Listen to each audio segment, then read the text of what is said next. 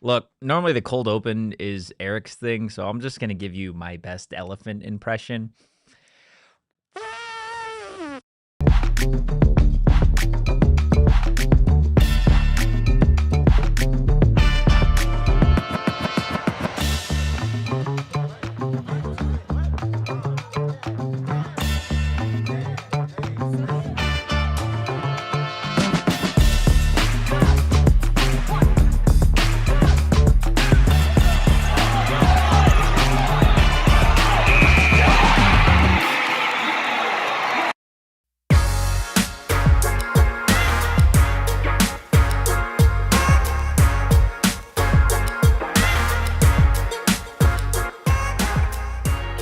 Happy Wednesday and welcome into the PHNX Sun Devils show. I'm Anthony Totri, joined as always by the Deli Man, who is behind the Mac making all of the magic happen. No Rubis today. He is currently on the phone and has been all morning with an airline trying to get his tickets booked for all of the road travel that Arizona State is going to see during their 2026 season.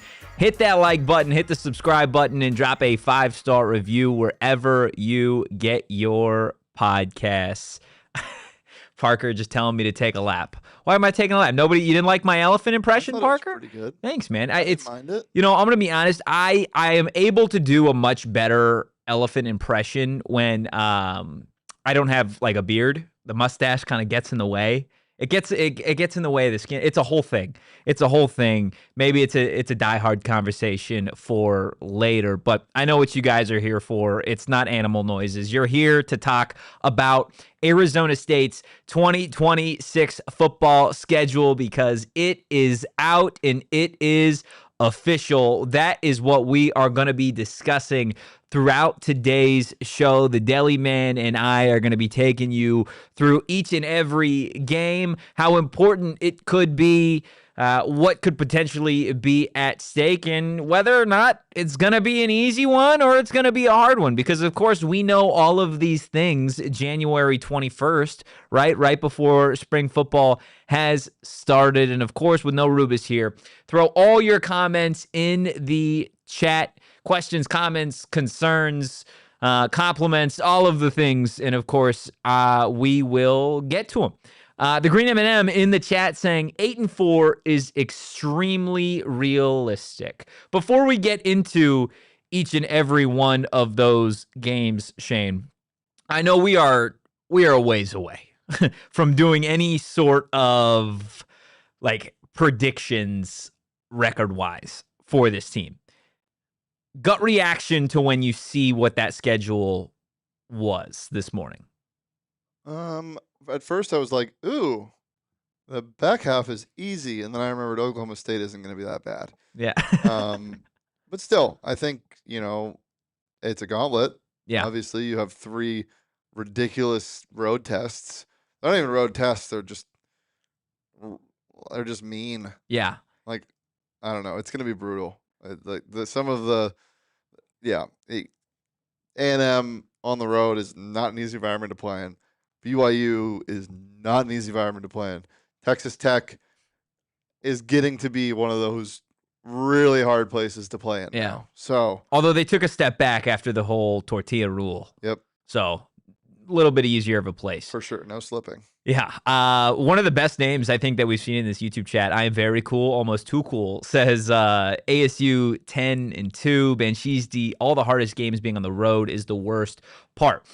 I think, again, there's a couple different elements to this before we go game by game.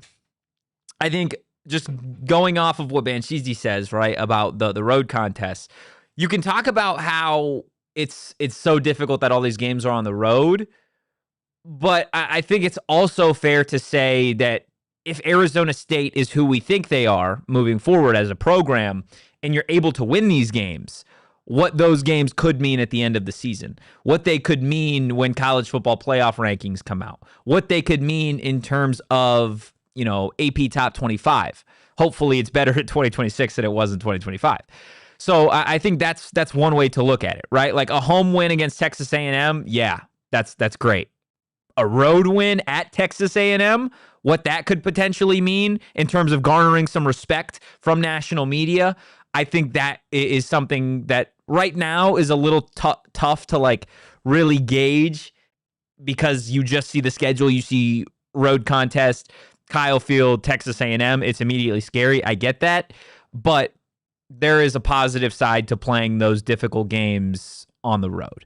I don't have an issue playing all your big games on the road. I have more of an issue with how much you're traveling, right? Like, there is so much travel for the Sun Devils this season, and at no point is that ever going to be used as an excuse. But like, just taking a look at the schedule as a whole, as what it is, right? You start at home, that's great. Straight from Tempe to Texas A&M, Kyle Field, right? Then they're obviously going to come back home. I imagine it's going to be a very short trip back home because then you fly out. I don't think they go straight from Texas A&M to London. I don't think so. I could be wrong, but I just think that would be a long period of time outside of your own facilities, right? So you go from A&M back to Tempe, then Tempe to London to play Kansas, and then after Kansas, from London back to Tempe, and you get a break, right? You get your bye week. It looks like they have one bye week. They technically have a bye week 1, which is it doesn't really do anything for me. You would love to get it the way that it's kind of been the rest of the last 2 years, where you have like 2 bye weeks scattered throughout the year, just in terms of injuries and rest and adjustments. You don't have that case this year. So you get the bye week from September 19th. That's your game against Kansas, all the way to the Baylor game on the 3rd of October, and you're at home. You're at home for that game, so you don't got to travel, and then you're at home again the following week against Hawaii. After that, there is no back-to-backs at home or away. It's just road, home, road, home, road, home, road, home, right? You got the road game at Lubbock. That's going to be a big matchup. Then you're at Kansas State. You're heading to Manhattan. Then Provo. Then you're at home against Colorado. Then you got to go to Central Florida. Like, the amount of travel that this team is going to endure, like, get your frequent flyer miles ready to rock ahead of the 2026 season. Because if you're an Arizona State fan and you're committed to traveling, you are going to see a number of great games really all over the world, I guess, at this point for Arizona State in 2026. So buckle up. It's going to be a lot of fun. But let's kick it off the way that the Arizona State Sun Devils are going to be kicking it off to start their 2026 season. And of course, it is against what I think most people would consider a cupcake. That is Morgan State. You got the Morgan State Bears at home to kick off your season. We've seen over the last several years, really, I mean, more than just the last several years, Arizona State and most Division I teams open up their seasons with cupcake games, right? Morgan State, I forget who this game was supposed to be again. Bowling Green, I think this was supposed to be the initial opponent for the Sun Devils here. They backed out of that game. Thank God. Yeah. You didn't play the team from the MAC. You didn't want to see the Bowling Green to start the season. They are the Bowling Green. So you've got Morgan State. I don't want to spend too much time on them. Again, you've played the NAUs of the past to open up your seasons.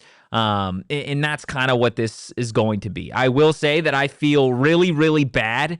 I feel terrible for all Morgan State fans that they have to wait 7 months before their college football season starts. And it starts on the road in Tempe against a team that is going to have a chip on their shoulder in the Arizona State Sun Devils after what happened last season. After all the narratives around the Sun Devils have kind of changed, right? From a team that can contend in the Big 12 Conference to, the one-hit wonder, right? Oh, it was Cam Scadaboo. Look what they did in 2025, right? They're not a legit team. They didn't make the playoff again. That's what feels like the narrative might be going into 2026. So I would highly anticipate a absolute just thrashing of Morgan State to kick off the season at home September 5th.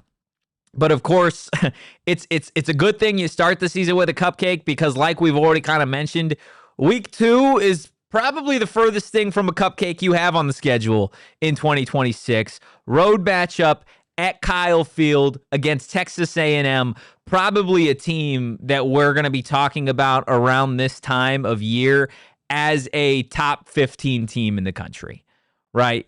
A team that plays their home games at Kyle Field. If you've never been to Kyle Field, is widely considered a top 3 environment in all of college football. A raucous place to play, one of the noisiest, most difficult road venues for any team in all of college football. And that's where Arizona State has to go week 2, or excuse me, that's where Arizona State gets to go week 2. Because you're going to see early on in this season what the Sun Devils are made of, right? When you go up against a team in the SEC of this caliber coming off a college football playoff berth in 2025, you're going to get their absolute best, right? You've got Marcel Reed returning for Texas A&M. You're going to learn quickly, I think, what the Sun Devil squad is all about. I'm excited to see really if this Arizona State offense, specifically, let's assume Cutter Boley's the quarterback, like what it is going to look like on the road in the SEC. Huh? Did he play there yet? I don't know if he played at A&M last year. Regardless, he's got SEC road experience. He does. A lot of it. A lot of SEC road experience. You seem worried about this game. I don't know if I'm worried. You should be worried. This is what you want if you want to be an elite program, though. Yeah. You want to play in these type of games every year. Like, if you want to stop the disrespect in the Big 12 and you want to stop the 2-bid or the 1-bid conference, then go get yourself an at-large bid by beating a team like this. Yeah. You know, like that's what needs to happen. That's what needs to change. If you're a Big 12 fan, you should like this, that teams are playing opponents like this. It's a home and home too. You get them at home next year. So, yeah, this is what you want if you want to be an elite football program. Yeah, I mean that's the perfect way to put it. If you want the respect that comes with, being a top 15 team, etc., like you do have to go into some of these environments and win. And we've seen teams in the past, Notre Dame, I think most recently, go on the road at Kyle Field and not be able to win these types of games, right? And ultimately, what did that do to their season at the end of the year when Texas A&M was in conversation for the playoff, right? You had that head-to-head. And I think, again, not to get too far ahead of ourselves as we're talking about, week 2 in January, but like these are the types of games that if you're able to win, they matter so much down the stretch, right? You get to those CFP rankings, and let's say there is a scenario where it is Arizona State and Texas A&M fringe playoff teams. Well, here you go. You got the head-to-head. This could be, and I don't know what the rest of non-con looks like for the Big 12. This feels like it's the best non-con game in the conference that you are going to get. Let me take a look. Between Arizona State and Texas A&M. I don't know if there's another team. If somebody in the chat can tell me if they've got it pulled up, if they know off the top of their heads, if there is a Texas Tech or BYU game where they're playing an absolute SEC juggernaut or a Big Ten juggernaut, because I don't see it. I haven't seen it to this point. I could be wrong. Z-Man in the chat says, I want to see our defense surprise everyone, hold A&M to under 20. I mean, that would be certainly an accomplishment to be able to do that. But I think, again, like what you could do in terms of momentum, riding it through the rest of the season, I think that's legit. I really do. Oh, yeah, Bansheezy says BYU versus Notre Dame is close. I forget those two teams play. So, yeah, that's going to be one hell of a game, too, between those two squads. Raymond in the chat says CFP committee also tends to forget about early season losses. Not when it comes to head-to-heads, right? And when it comes to those tight wins, I think they remember those. Baylor plays Auburn. Not close. No, not on the same level. UCF plays Bethune-Cookman. That's a big one. Big one. Massive game. Yeah, I'm not really seeing. Outside of BYU and Notre Dame, not much there, right? Yeah. Oh, Kansas plays Missouri again. Eh. Yeah, not doing a lot for you. Yeah, not doing anything for me. Oak State has Oregon. Oof. It gets surprising people, man. Who knows? Yeah, I would say that is the equivalent. That is the equivalent, if not better, in terms of an opponent. Is it at Oklahoma State or is it at Oregon? I think it's in Stillwater. It's got to be, right? Yeah, it's in Stillwater. Yeah, because they played at Oregon last year. Does anybody know why the Big 12, no Big 12 teams have 2 byes? Not a one has 2 byes. Only TCU, and that's because they play week 0 in Dublin. I don't know. I have no idea why It's changed with. Just now that everybody is like acclimated to the schedules and being in the Big 12, they figured out their scheduling. The Green M&M says their D-line terrifies me. Yeah. I think every D-line is going to terrify. Again, like when I say you're going to learn about this team, you're going to learn at every position, right? You're going to learn if this defense can handle itself against SEC offensive linemen. If this new built secondary can hang with what Texas A&M is going to be throwing at him with Marcel Reed throwing the ball. And on the offensive side of the ball, can the offensive line stand up? Your new look offensive line, right? You're going to learn a lot about probably Jermaine Mitchell as your starting left tackle, right? What he would have looked like at Georgia. Well, here you go. Texas A&M, you're at their place. Whoever's playing quarterback, I hope to God it's a better performance than what Sam put out there in the SEC last year, right? And we talked so long about how it wasn't all Sam's fault, blah, blah, blah, blah, blah. You need to have a better overall performance offensively than what you did at Mississippi State last year. And I get that environment's SEC, blah, blah, blah. This is different. Kyle Field is absolutely a different type of environment, different place to play. This is going to be immediately week 2, the game that I am most invested in for the 2026 season. I get it. There's Big 12 games, some big ones that we'll talk about later on in the show that are going to be must-watch TV that could have impacts on a Big 12 championship berth. But ultimately, if you want to know if Arizona State can compete for a national championship in 2026, right? We just saw Indiana do it. Well, you're going to need to be able to go on the road and hang around, if not win, this game against Texas A&M. So Cutter Boley did not play Tamio. His first start, or it's not his first start, his first game action ever was when he came in for whoever was starting for Kentucky in 2024 at the Swamp. Those were his first snaps. Oof. He went 0 for 6 and threw a pick. Yeah, not ideal. No. Not ideal. But the hardest environment he played in last year was probably at Georgia. He played at Auburn, which is a tough place to play. So experience. He held his own at Auburn, too. 25. Can you imagine if it's Jake Fetty?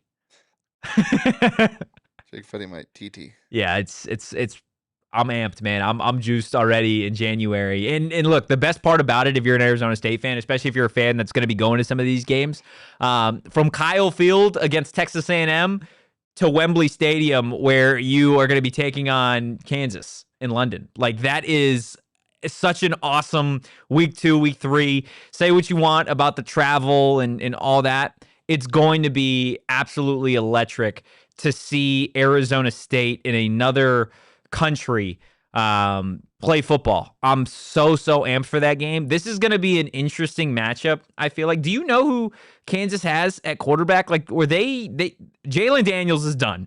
There is no more Jalen Daniels football for the Kansas Jayhawks. Shout out myself a couple years ago when I thought Kansas was going to make the CFP and Jalen Daniels was going to be him. He is actually not him, and neither were the Kansas Jayhawks over the last several seasons.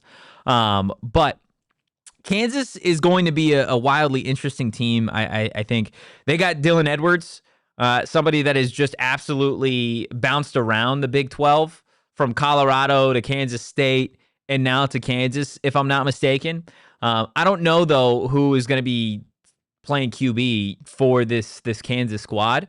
But it benefits Arizona State that it's considered a road game. It's a road game regardless, but Kansas is getting credited with a home game here.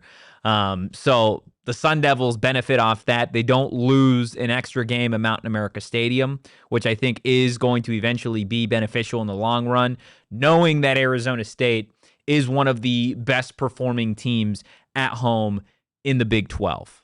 Right. So that's certainly something to keep in mind. Sharon says, is Kansas supposed to be decent this year? That's a phenomenal question, Sharon. It really is. I'm going to be completely honest with you. I don't know. I think they're going to be near the bottom of the media polls or power rankings. Probably. Whatever people do now. Yeah, I guess that's fair. We don't really do like media stuff anymore. They stopped after ASU embarrassed everyone. Yeah, which I think was also valid. Look, and we talked ironically enough yesterday about how like transfer stuff isn't always the end all be all of if a team is capable of being good or not. For just perspective here, in terms of transfer stuff, Kansas is currently 12th. 12th right now by 24/7 Sports when it comes to their incoming transfers. In the Big 12? In the Big 12. Yeah, 12th in the Big 12. From what I can see, they added Chase Jenkins. Yeah, the Rice quarterback. That is probably who's going to start. From everything I can see, it looks like it's going to be him to start. They added a bunch of dudes on defense. Not really anybody, though, that is like earth-shattering in terms of like a skill guy. They added an interior offensive lineman, Connor Straw from Texas, who's 6'7", 341, so just slightly smaller than I am. But like overall, Kansas doesn't move the needle for me too much. This is, and I know it's a cliche again, like this is the week where it's going to be about Arizona State. Arizona State is going to, in theory, be able to take care of business if they do what we all think they can do. This is going to be the Lyric Rawls game. Like the Green M&M says in the chat, this is going to be, I'm not going to say his homecoming because it's in London, but his game against his former team. So that is going to be fun. And that rounds out your first 3 games for Arizona State. Morgan State at home, road matchup at Kyle Field against Texas A&M, and then to London to take on Kansas. That is going to be a conference game. That game will count for Arizona State's conference record. So that is, again, going to be a massively important game that you start off conference play with a win. Through those first 3 games, let me know in the chat what you guys think Arizona State's record is going to be. Again, Morgan State at home, then Texas A&M, and then Kansas. So what does the rest of Arizona State's schedule look like? We're going to be taking you through games 4, 5, and 6 on the other side of this first break. Look, I don't know about you guys, but I am absolutely pumped for the Waste Management Phoenix Open here in the next couple of weeks. In this year, you guys can join our friends over at Don Julio, who are returning to the Valley February 3rd through the 8th and taking over the Waste Management Phoenix Open. Of course, they are offering a range of fun experiences and activities all week that you guys aren't going to want to miss. First, the main attraction is going to be their setup at the Fairway House above the 12th hole, where you guys can get margaritas on draft. Take a photo with the Don Julio truck and even get a complimentary water. Now, don't just skim over the complimentary water. You guys are going to need it over at the Waste Management Phoenix Open, especially if you go see our friends over at Don Julio. And of course, the next stop is by the 5th hole entrance located at the Fairmont for a personalization station, product samplings, elevated Don Julio cocktails, and more. So if you're planning on attending the tournament this year, make sure to visit our friends at Don Julio across the venue, and of course tell them that PHNX sent you.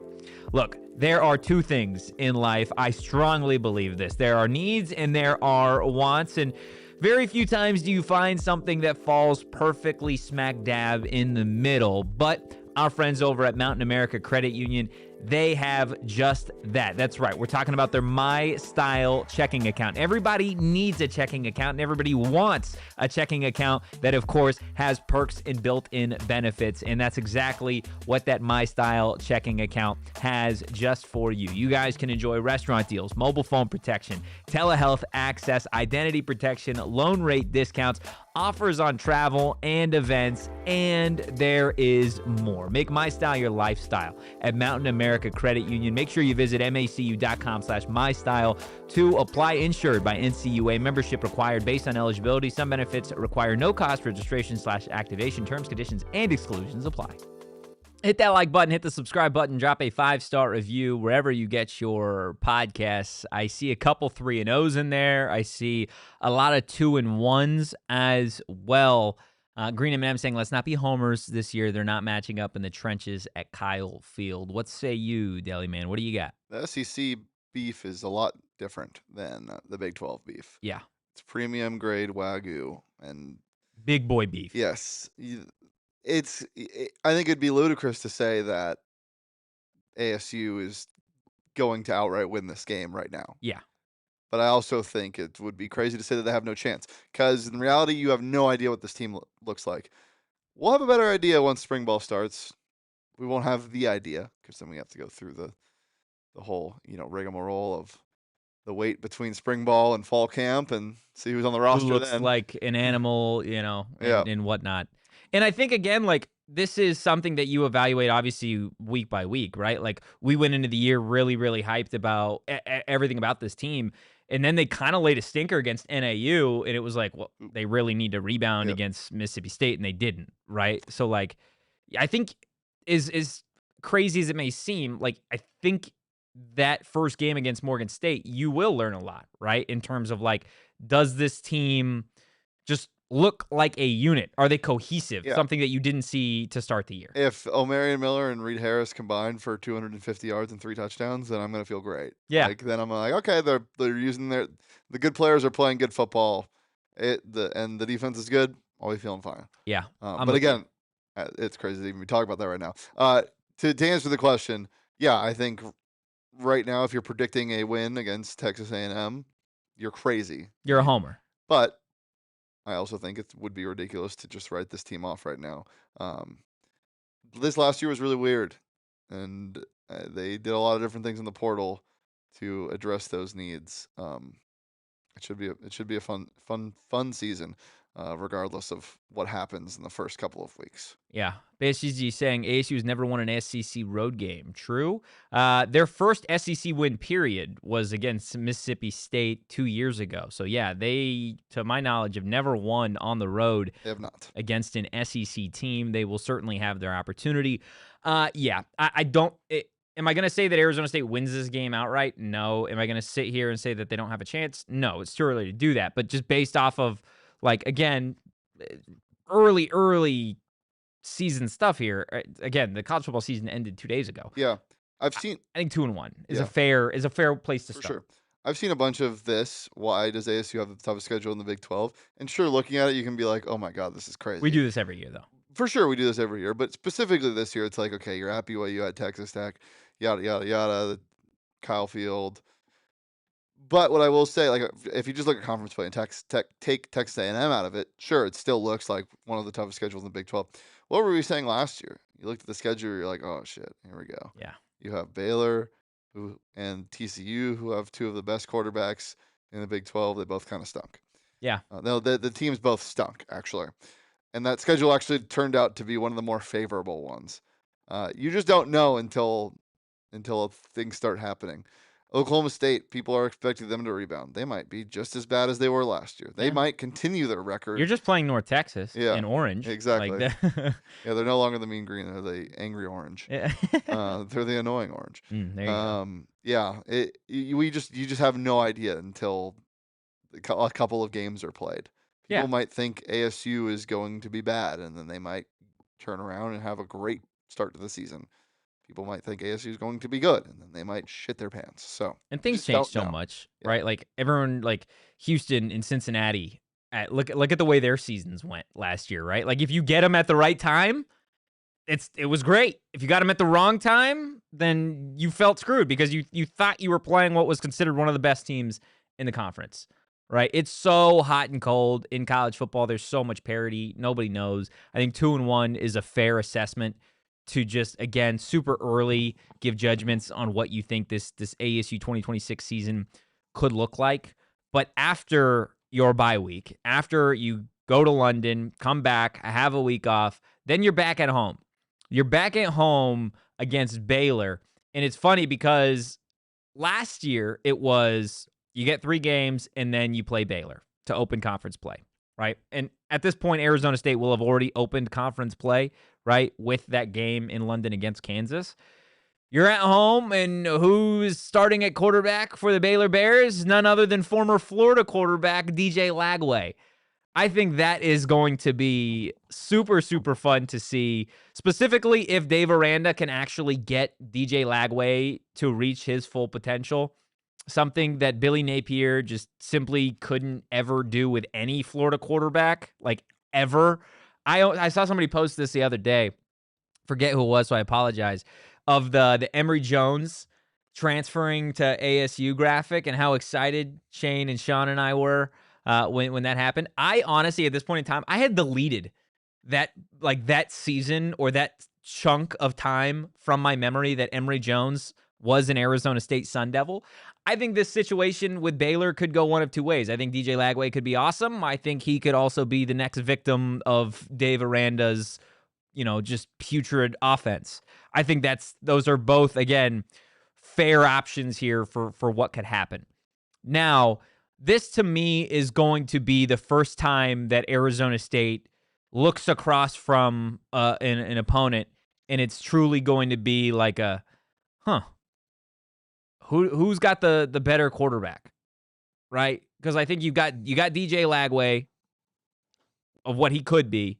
At Arizona State, I think you expect it to be Cutter Boley. Still could potentially be, Mikey Keene, Jake Fetty, Cam Dyer. I think this is the game specifically that I point to where it's going to be like, okay, this is going to be a game where I need to see something from Cutter Boley. And it's not because I think Baylor's defense is going to be earth-shattering. I think this is more so like you look at the games, no one's really worried about Morgan State. You look at Texas A&M, I feel like that's not necessarily a fair assessment of what he's going to see all year long because it's Kyle Field early in the year at Texas A&M. Week 3, I'm not worried about Kansas. The roster doesn't scare me. This is the first time where it's like, okay, relatively even playing field when it comes to quarterback. Are you better? Can you lead this offense at home against a conference opponent? I think that for me is going to be the first reel of like, okay, is this offense what it's supposed to be? Because again, Baylor defensively was absolute buns last year. They were horrible. I don't expect that to just change overnight by any means. So for Cutter Boley, with the new weapons, with Omarion Miller, with Reed Harris, with Raiden Vinesbright, this is where the offense needs to take a step. And in terms of the fan base, I just mentioned off the top how important it is to win these home games because, again, Arizona State, they don't lose a home game for going to London. Kansas does. And the Sun Devils perform well historically over the last couple of seasons at Mountain America Stadium. People are going to show up to Morgan State regardless. This is going to be your opportunity where you need to show the fan base, hey, we got it figured out. We got it figured out this year at home. Offensively, we can do what you think we can do with all of these new shiny toys on the perimeter, a new stable of running backs, and a beefier offensive line. Whoever's playing quarterback needs to get this team to put up some points and some fireworks at home against Baylor. Again, it's super early. I think they do so. I'm not scared of the Baylor Bears. Never have been. Although real bears actually kind of terrify me. They're definitely the scariest animal to me, and I don't think that's particularly close. Yeah, I don't think that's scariest. Yeah, I do not want to see a grizzly bear. Polar bears.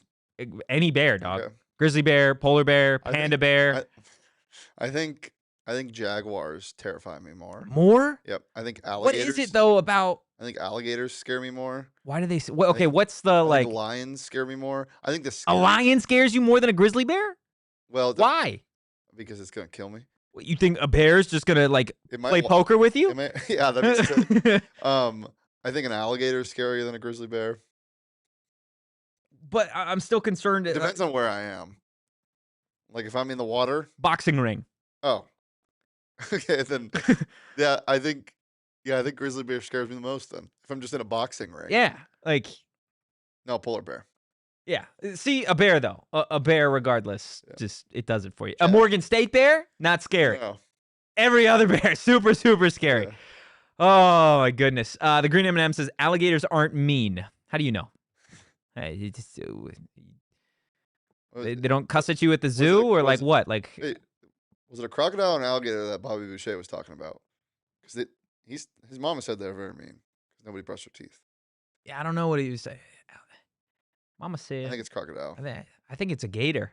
Okay. I think it's a gator. Yeah, it would make more sense. Yeah, that's where I'm gonna go. Okay, cool. Green Jimenez says they're like dogs if you respect them. Okay, man. Put a gator on a leash, and I don't know. Anyway, let's move on. Yeah. Next So week. from week 4 to week 5, you are playing your final non-con game in week 5 against, or technically, I guess it's week 6, at home against. No, it's week 5 because the week before you play Morgan State is week 0. Oh yeah, you're right. At home against Hawaii, against the Rainbow Warriors. And Shane, this is obviously no, it is. Yeah, starting quarterback. Who Yeah, it's knows? week 6 because you got Texas Tech at week 7. Yeah. Because you had a bye. Yeah, There you go. because you have the bye in between. There you go. In terms of the Rainbow Warriors, I have a feeling you're gonna absolutely love their quarterback. Okay. And I want to say with 1,000% certainty that I am probably mispronouncing the name. Okay? Bjorn Jurgensen is going to be the Hawaii Rainbow Warriors starting quarterback. Transfer from the Vikings? From Virginia. Transfer from the Norse? Right. The Norseman? Yeah. He doesn't have a beard, so he doesn't look like a true Northman. Bjorn Jorgensen? Bjorn Jurgensen. Or Jurgensen. I don't he's from Orlando, so I don't know. He just cosplays as a Viking. Yeah. So odds are he will probably be the starting quarterback for them. He's actually their highest rated incoming transfer, or one of their highest rated incoming transfers. They added a pair of wide receivers, or actually, excuse me, they lost a pair of their best wide receivers. Who? Hawaii. Who cares? You kill this team. Yeah. You need to beat their ass. Yep. You need to beat the Rainbow Warriors. Again, this is at home. Your first 3 games at Mountain America Stadium in 2026, in theory, should all be wins. You should beat Morgan State, you should beat Baylor, and you should beat Hawaii. If you lose any of those 3 games to kick off 2026, I don't want to hear anything about a CFP. I don't want to hear anything about a Big 12 championship. I don't want to hear anything except we're on to 2027. If you lose any of those 3 games against a couple of Bear Cubs from, where's Morgan State? Dude, I got no clue. Okay, from Waco, Texas, and then a Rainbow Warrior from Honolulu. Like, you need to take care of business, right? Like that, we can all get on the same page there. Yeah, these all should be dubs. I just yes, because Baylor didn't fire Dave Aranda. Yes, Morgan State's in Baltimore. Wow, that's the last guess I would have had. I never would have guessed. Yeah, this is obviously it should be. And I think what I'm more so looking at with these 3 home games, they all better be sold out. Yeah, that's fair, but I think it's also up. We've had this conversation before of like you gotta earn it, and I think they've earned it over the last several years. They earned it with this transfer portal. Yeah, but I'm saying if you go out and you don't perform up to par, sure, right, against Morgan State or Baylor, sure. I'm not gonna sit here and say, oh yeah, like I see why the fan base isn't showing up to go watch ASU play Hawaii. Sure, 100% agree. But you got to beat their ass. It's that simple. It really is.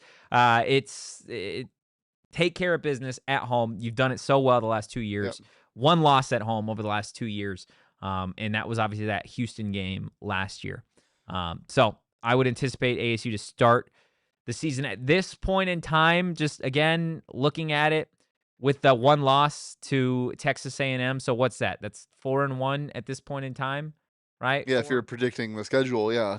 Well, I get very rough. We'll go through it a little bit more. I think I don't want to. Let's not do that in this show. Let's not do it in this show. No, because I think it's ridiculous. Because again, you don't even know your full roster yet. I won't do it. Shane won't do it. Chat. I want to see you do it. I want to see you guys do it. Quickly, Green M says, so in that scenario, what does that say about Kenny in your 4th zone roster if they lose one of those 3 games?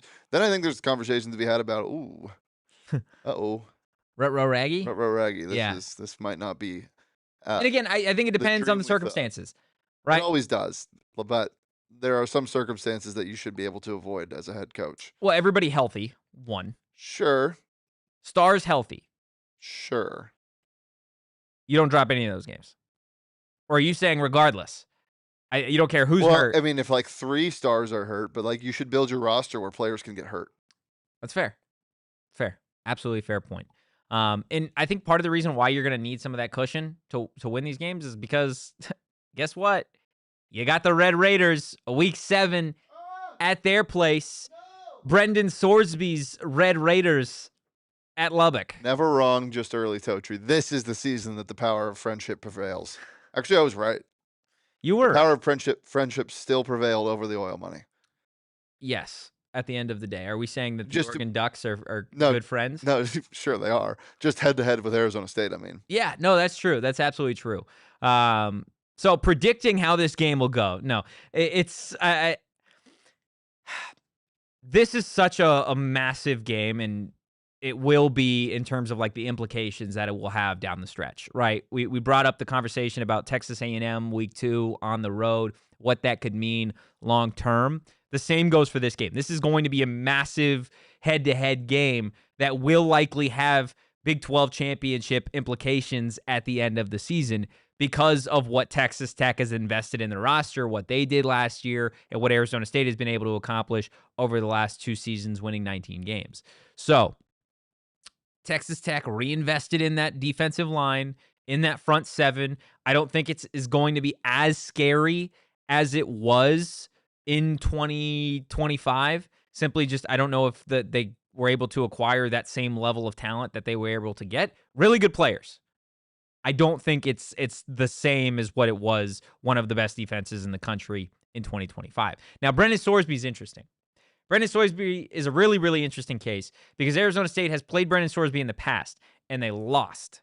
Now, again, this was in 2023, right? Or no, this was in 2024. So this was Dilly's. Let me think. What are you trying to? They played Brendan Sorsby before. When did they lose to Cincinnati? 2024. Yeah. It was 2024 was one of their losses. Yes, it was on the road with no Sam. Yes. On the road, no Sam. This year, on the road, no Sam. So we will see if Arizona State can go to Brendan Sorsby's place this time around and beat him. This, I think, he bought a new mansion in Texas. Yeah, he did. A big mansion. It's way bigger. It's way cooler. It's actually the only mansion in Lubbock, Texas. Yep. Might be the only house in Lubbock, Texas. This is going to be a narrative-changing game for Arizona State and for Texas Tech. I think for Arizona State. Imagine the graphics that ASU would pump out if they beat A&M and Tech? What we'll pump out if Arizona State beat them in Tech. We'll be a lot less nice. We'll be a lot meaner. We'll capture the state of Texas. What was the purchase? Was that part of the Louisiana purchase? I think that was just Louisiana. I don't think it was part of any of the other states. Could be wrong on that one though. Not a history major. So I think when it comes to this game, like I said, narrative changer for Arizona State and for Texas Tech. If they're able to beat Arizona State, annexed in 1845. There you go. With the Treaty of Guadalupe Hidalgo. We'll put that. Never heard of that. We'll put that all on a graphic. Yeah. We're gonna. I can't, man. I just can't. This is going to be a fun game. Again, I think this is primetime type game. I think that's how big it is going to be at this point in time. I think there's a very real scenario where both these teams are ranked at this point in the season. Obviously, it depends on what happens prior to that. But I think just looking at the schedule as is right now, I think there's a real chance that both these teams are ranked going into that game. I'm super excited for it. And I think, again, if you're having conversations, which that's what we do on this show, about big picture season, we're assuming, again, just out there, we're not predicting. Shane told me no predicting.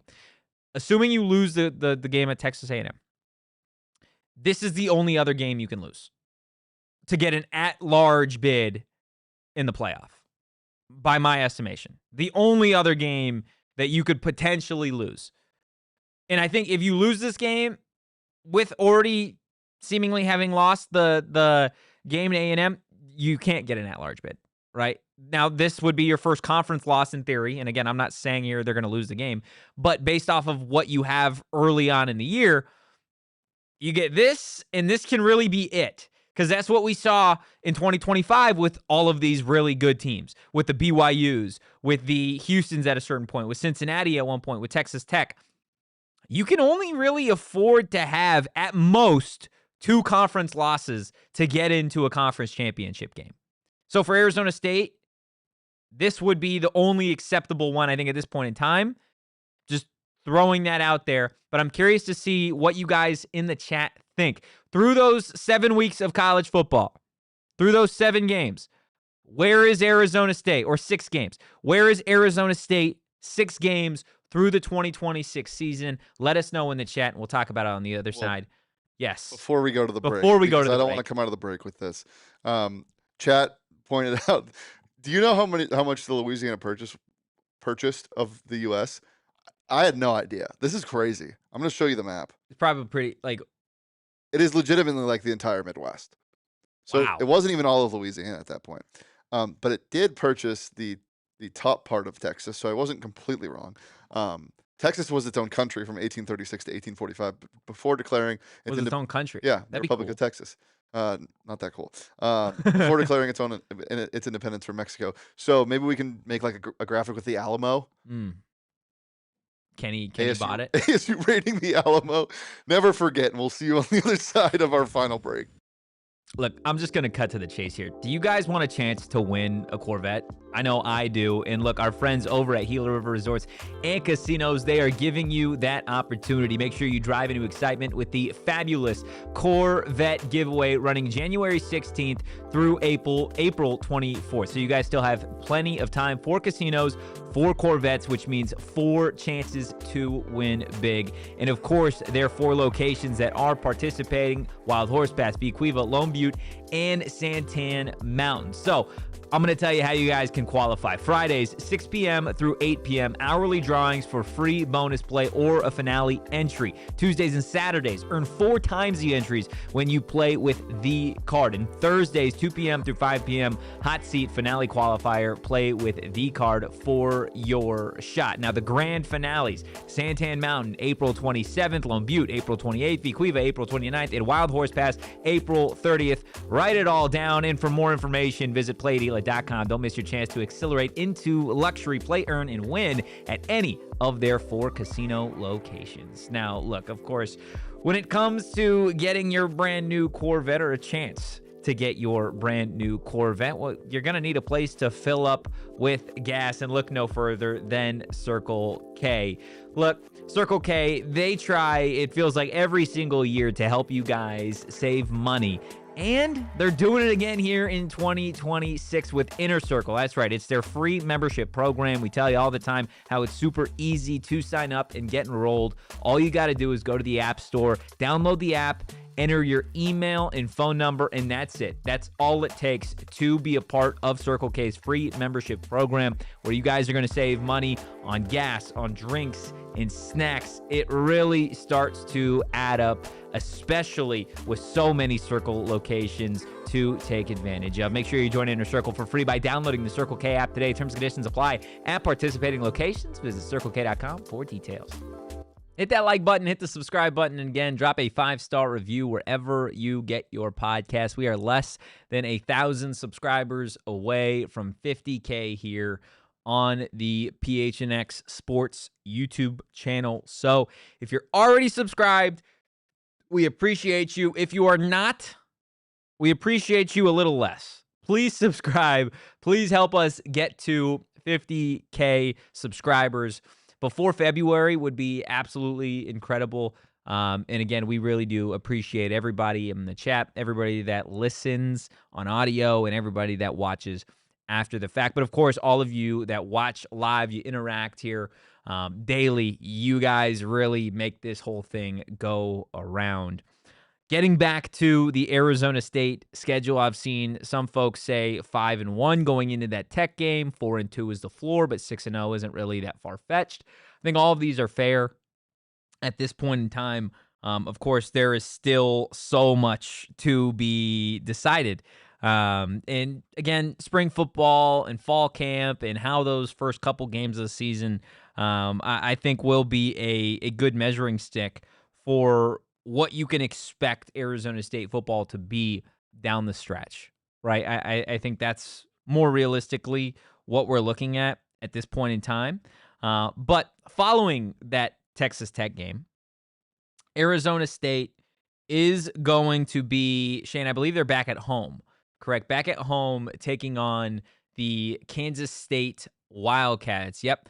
October 24th, they are at home taking on Kansas State, a new look Kansas State completely.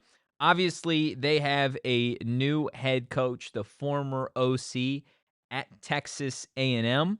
Do you know his name off the top of your head, Shane? I'm blanking on it. I'm Who? completely spacing on the Kansas State head coach at this point in time.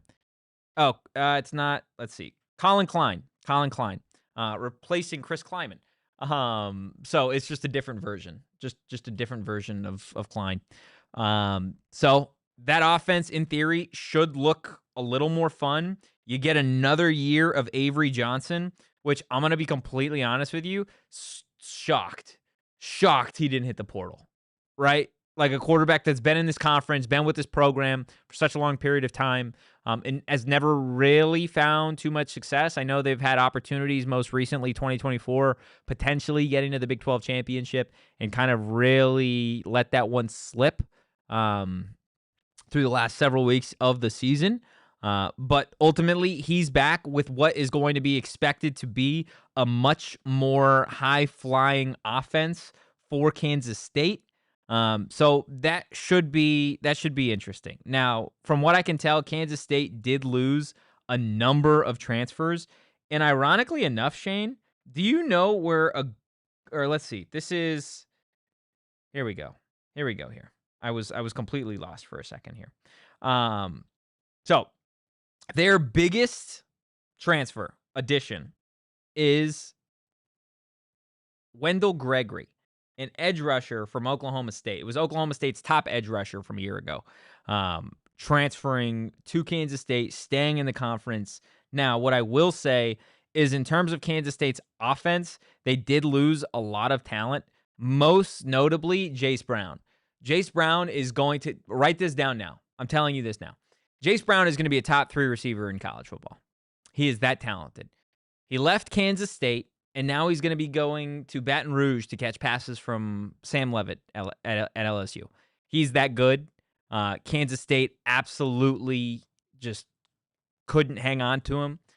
He was one of the top available players in the transfer portal at that position. By my estimation, he really is that good. Obviously, we brought up the fact that they lost Dylan Edwards going to Kansas. They did get Jay Harris, an Oregon running back, who is a little bit bigger at 6'2", 215. So I'm interested to see what this new look Kansas State offense will look like.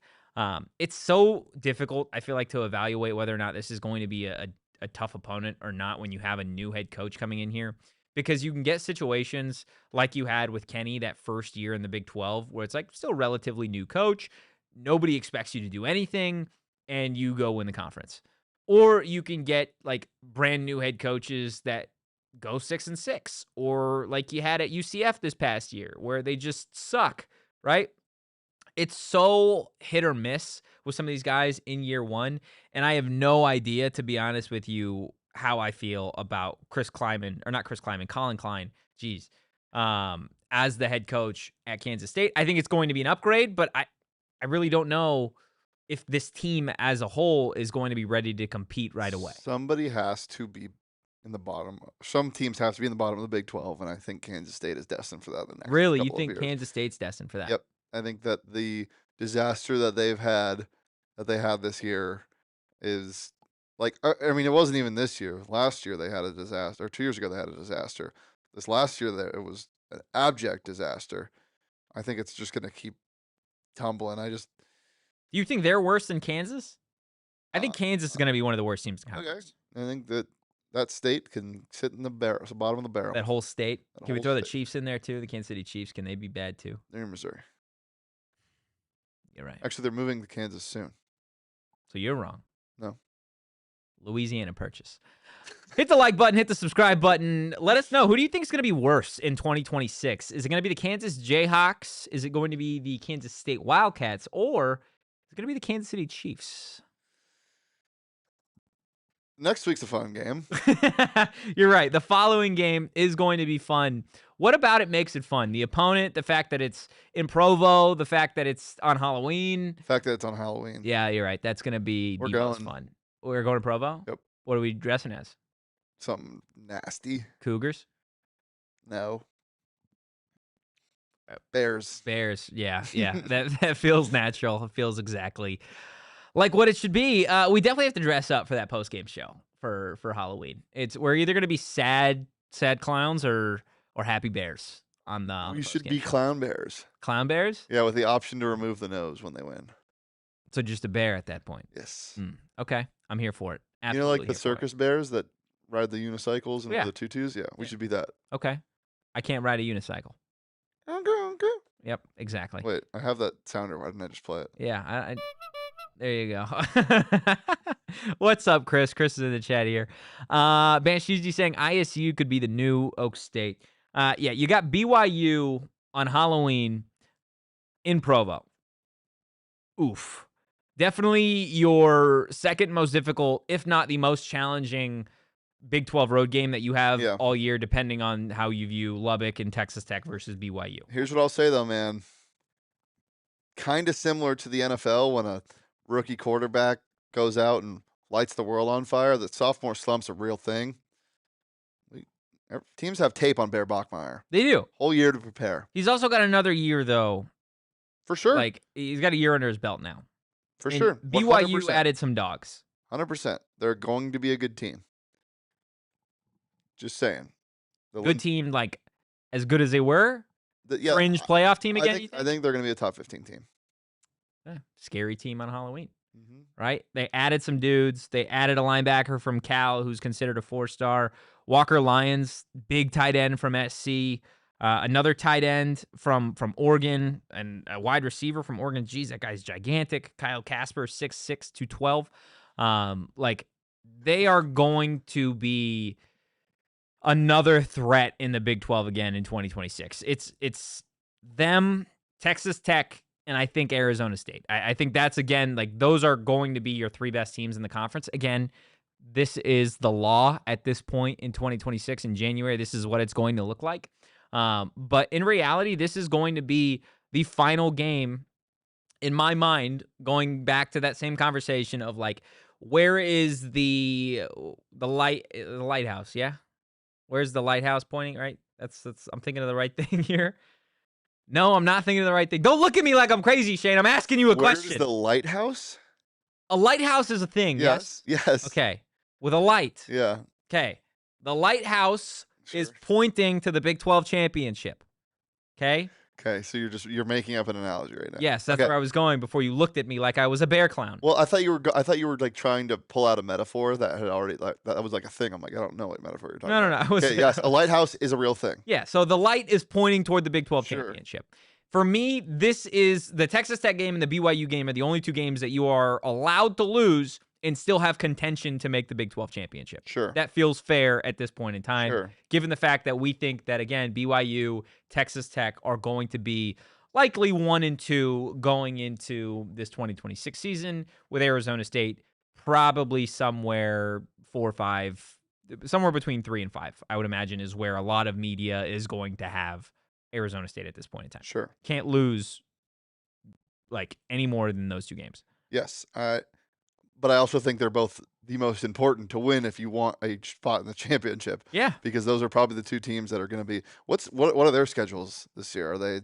I'll look them up. I would assume BYU has Notre Dame. That doesn't really matter though for this exercise. Oh, you're talking just Big 12. For the Big 12 schedule, yeah. Yeah. Let me pull them up because that's U of A's schedule is pretty. I'm not gonna say easy, but right now it looks easier than most. BYU has TCU, Iowa State, UCF, ASU, Utah, Baylor, Kansas, and Cincinnati. Cakewalk. That's crazy. That is a cakewalk of a schedule. That is crazy. That's BYU schedule in conference play? Yeah. Yeah, that's wow. Texas Tech has Houston, Colorado, ASU, Cincinnati, U of A, West Virginia, Oklahoma State, Baylor, and TCU. What are we doing? You know what? Maybe you know what this is saying? Maybe the Big 12 sucks. Also a cakewalk. But again, and they don't play each other. yeah. But again, I think that also just it doesn't really matter right now. Like Yeah. TCU might be a wagon. Baylor might not be. TCU's not gonna be a wagon. Yeah, I know. Baylor might not be that bad, even though Dave Aranda's still there. Baylor's gonna be bad. Cincinnati's gonna be really bad. Cincinnati's gonna be ass. They're gonna be the worst team in this Does conference. the Big 12 suck? Them and UCF are gonna Is ASU suck. playing the only good Big 12 teams? It's not even good. They're playing the only real schedule. Nobody else is playing anybody. That means the Big 12 sucks. No, it just means Arizona State is the main character. That's what it means. It means Sun Devils give main character energy, and this is going to be an Indiana-esque season to run to the national championship, Shane. Dude. That's what this means. Okay. Now I'm not even looking at the schedule. I'm just looking at the conference. Let's just good team or bad team in 2026. Okay. Okay. Arizona. Good team. Good team. ASU. Good team. Baylor. Bad team. BYU. Good team. UCF. Bad team. Cincinnati. Bad team. Colorado. Bad team. Houston. Good team. Yeah. Iowa State. Bad team. Kansas. Bad team. Kansas State. Bad team. Oklahoma State. Ooh. We don't know, but probably bad team.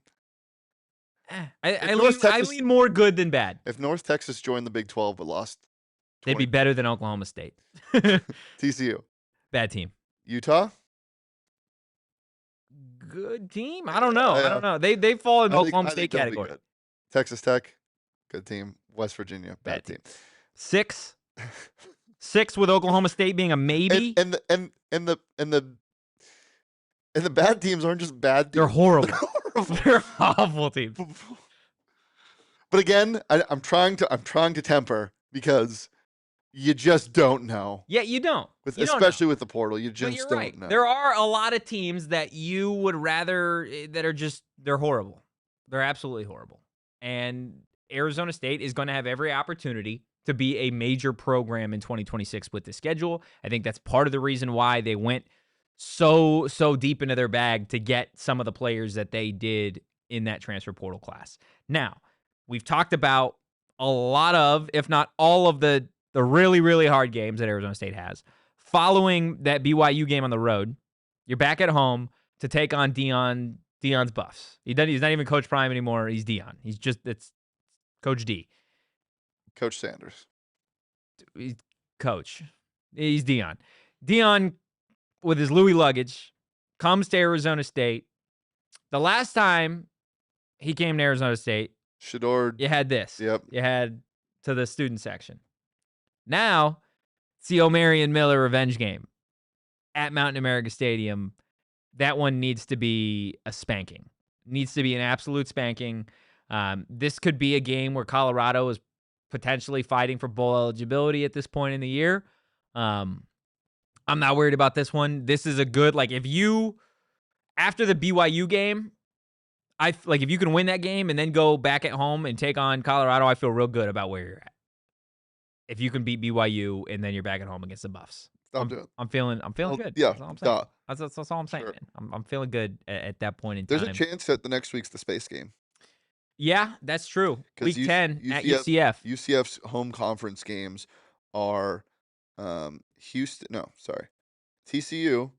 Baylor, bad team, ASU, good team, Iowa State, bad team, and BYU. So it's either BYU or ASU. When's BYU? Earlier, week 8. Right after their bye week. Not much early. That might be the space game. Yeah. That might be the space game. I want to play in the space game. Yeah. They don't really lose the space game often. Although they just lose a lot lately. Yeah. So, yeah, they might lose it, especially if it's BYU or Arizona State. Remember when UCF wanted to be in the college football playoff? Yeah, I do.